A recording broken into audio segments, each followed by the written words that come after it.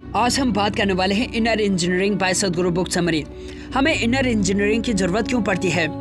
सदगुरु वासुदेव जी हमें बताते हैं आज जो हमारी उपजीविका की प्रक्रिया है वो पहले से कहीं अधिक बेहतर है।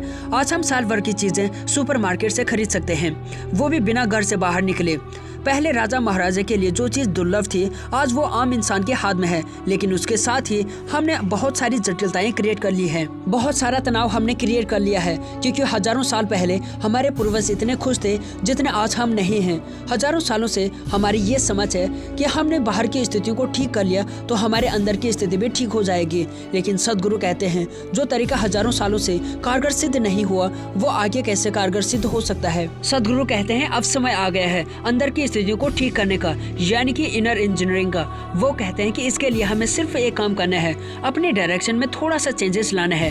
हमें ये समझना है कि हमारे सारे अनुभव का आधार व स्रोत जो है वो हमारे अंदर ही है। अगर आप अंदर से सुखी हो जाते हैं तो इसे आनंद और शांति कहते हैं। सदगुरु कहते हैं अगर आपके आसपास का वातावरण सुखी हो जाता है तो उसे सफलता कहते हैं, लेकिन सफलता हासिल करने के लिए खुश होना बहुत जरूरी है।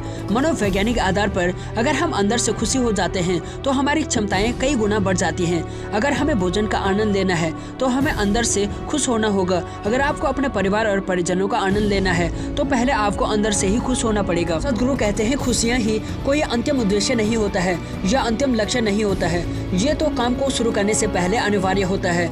लेकिन आज खुशहाल रहना हमारे लिए चुनौती बन गया है। अंदर की स्थितियों को ठीक करने के लिए और अंदर से खुश रहने के लिए हमने बाहर की चीजों को तहस नहस करना शुरू कर दिया है। अगर ऐसा ही चलता रहा तो पूरी पृथ्वी नष्ट हो जाएगी।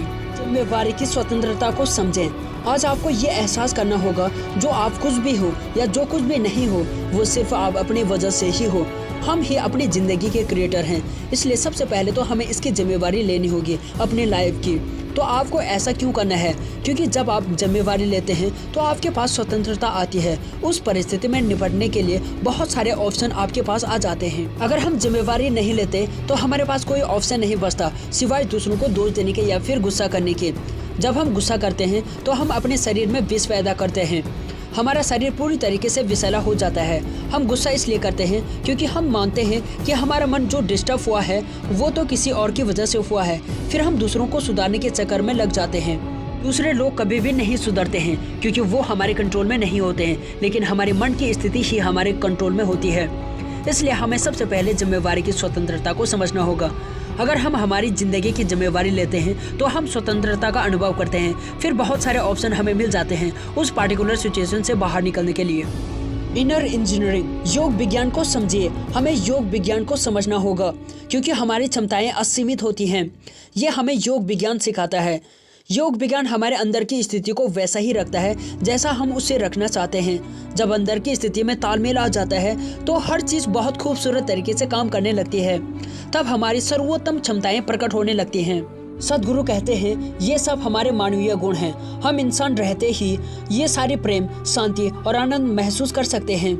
ज्यादातर ईश्वरीय और स्वर्ग की बातें इसलिए होती हैं क्योंकि हम मनुष्य होने की विशालता को भूल गए हैं।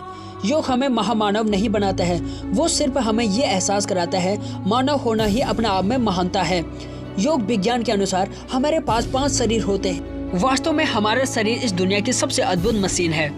दुनिया की सारी मशीनें इसी मशीन से निकलती हैं, लेकिन क्या हम इसकी क्षमताओं का पूरी तरीके से इस्तेमाल करते हैं? सदगुरु कहते हैं कि हम अपने शरीर की क्षमताओं का 1% इस्तेमाल नहीं करते हैं। सिर्फ जिंदा रहने के लिए और जिंदगी को चलाने के लिए हमारे शरीर की क्षमता 1% से भी कम जरूरत पड़ती है।